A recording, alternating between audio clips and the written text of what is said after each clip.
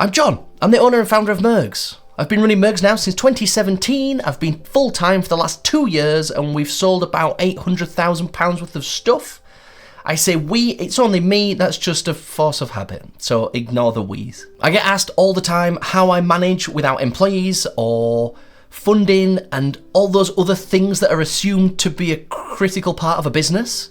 And this is meant to just be a bit of insight into how I do it all by myself. So before we get into it, I've always had a passion for business for years and years and years, as long as I can remember. I've sold sweets at school, bought and sold things on eBay, flipping items, selling new products, and spent thousands of hours buying and selling on RuneScape. So if anyone can relate to that, yeah, I know, it's nothing to be proud of, but you get what you get.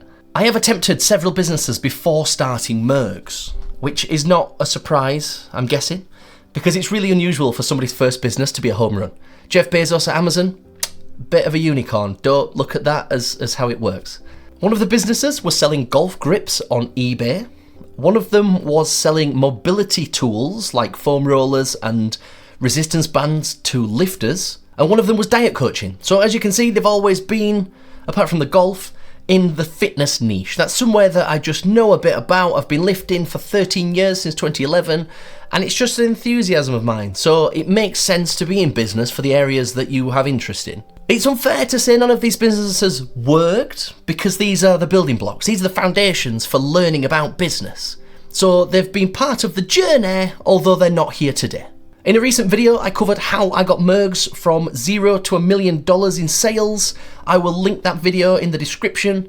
This video is meant to be a bit more of a behind the scenes, how I do this and what really is going on, because it's a bit less dramatic than you think. This might look like a nice set, but I'm just in the corner of a small bedroom, so let's, and we'll jump over to this. Right, so let's start here. It's less glamorous than you imagine, but then again, you might not be imagining it to be glamorous at all. So here we go. This is all I see. So we've got two computers, the laptop and the little micro PC. I needed something with a bit more power to edit videos, and that tends to fly through it much easier. The main workhorse is the laptop. It's nothing fancy. It's got like an i5 in it, but it's nothing, it's just a normal laptop. The mic, the camera, and the lighting, all secondhand, all bought on Facebook Marketplace, because they do the same job if they're new or used. A video mic Go to a Sony ZV-E10 with a 16mm Sigma lens, f1.4. That's quite a good, I suppose, for a blurry background. And that's the light. Here we go. So we've just got, I just got a standing desk like literally 3 days ago. So that's why there's still a drill, because I've been assembling. Same again though, you look at these noise dampening audio pads. I made these, I bought the pads. I just got some board from B&Q and slapped them together. So yeah, there's, like I say, nothing in here that's overkill or too fancy. I think the only thing I bought new was the C stand, but that's, again, unexciting. Had these printers for years. This one is all you would ever need in a printer. It's absolutely superb, prints off all your shipping labels, perfect size. This one's really good for little tiny labels or different shapes and sizes. If you need anything else like that, this is where I pack a few different things. So yeah, this is the office from here. It does look a bit less exciting, doesn't it? Everything, like I say, from IKEA, nothing too crazy. Bit of camera stuff in the corner. Mergs bottle, stay hydrated. A little more of a mention at that on the end. So anyway, said too much. This is the crap corner. This is what we call the crap corner, because it's just full of crap. So there's just miscellaneous things, there's some empty boxes, a few samples from different suppliers. This is where we charge our batteries, and do you know what I mean? It's just normal stuff. There's not that much, and this is all I need. And in reality, I could totally get rid of all that. But then again, what would I do with a bit more space? I just don't need any room. I only need enough space for a desk and a computer, or two, apparently. So yeah, maybe a little underwhelming, but seems to work. Seems to work all right. Right, we're back. So yeah, I hope that was, I don't know, a reasonable insight. To me, it's not that interesting, but to other people, I get asked a fair bit on what's going on and is it an office or... No, it's not. It's just a spare bedroom in my house. Nothing fancy. And I've only Yeah, just ignore that. So yeah, here is a full list of some of the main and most obvious jobs that I need to do at Mergs. And as you can see, things are highlighted in different ways with them high, medium and low. The high priority being self-explanatory. That's the stuff that I might need to touch daily. That's stuff that needs constant attention or checking in on to make sure it's not wasting money, we're not losing money through opportunity cost, like being out of inventory, or it's just important things.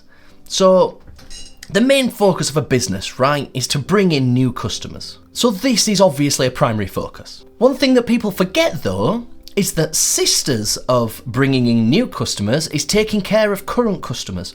Current customers know your brand, they trust your brand, they know what's going on. So they're way more inclined to buy again than trying to convince somebody who's never seen your things before that they should come and give you their money.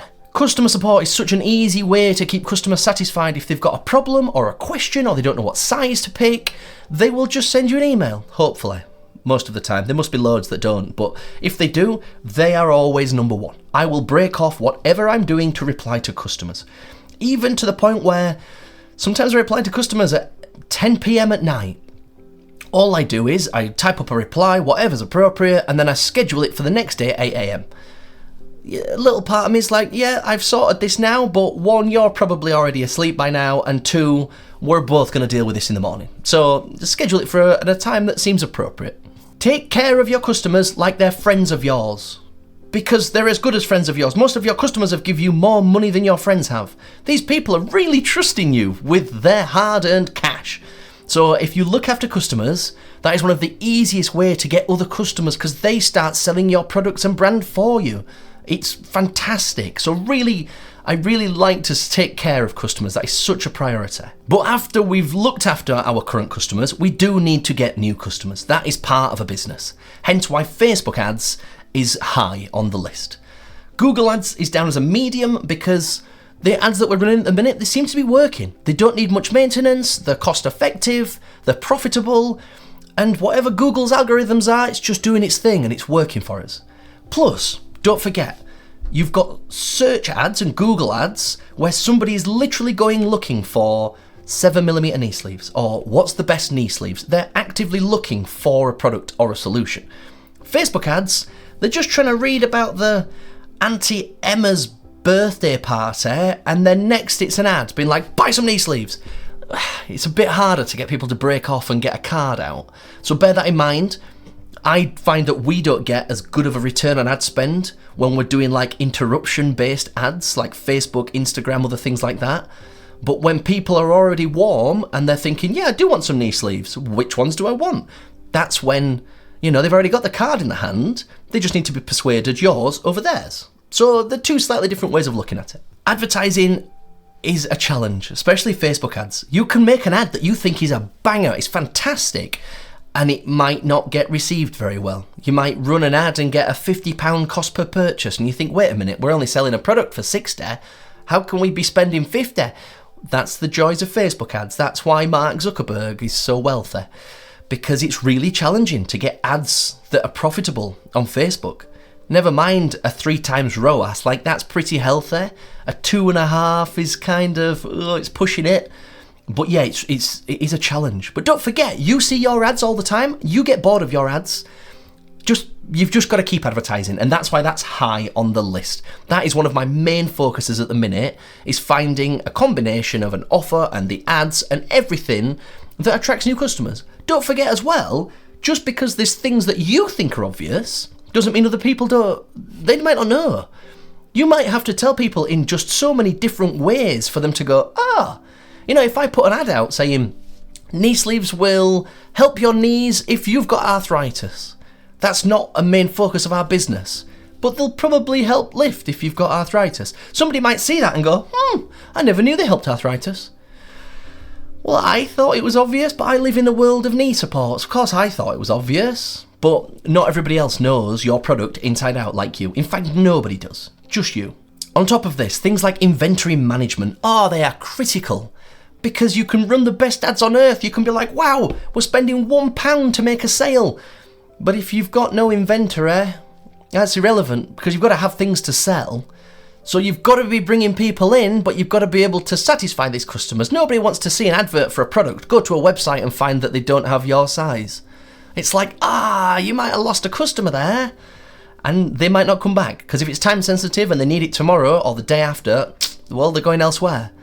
That's one way I try and look at it. That might be a bit overkill and obsessive, but I'd hate for a customer to turn up and try and give us money and it not go through because we didn't have what they needed. So next, moving on to medium priority things. Things that sort of, the burner's on, but it's at half power.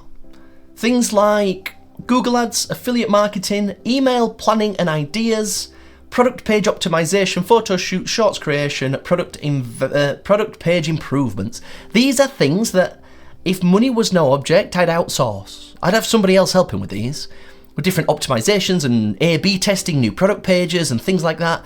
Don't forget, when there's only one person here, that's me, there's only so many hours in the day.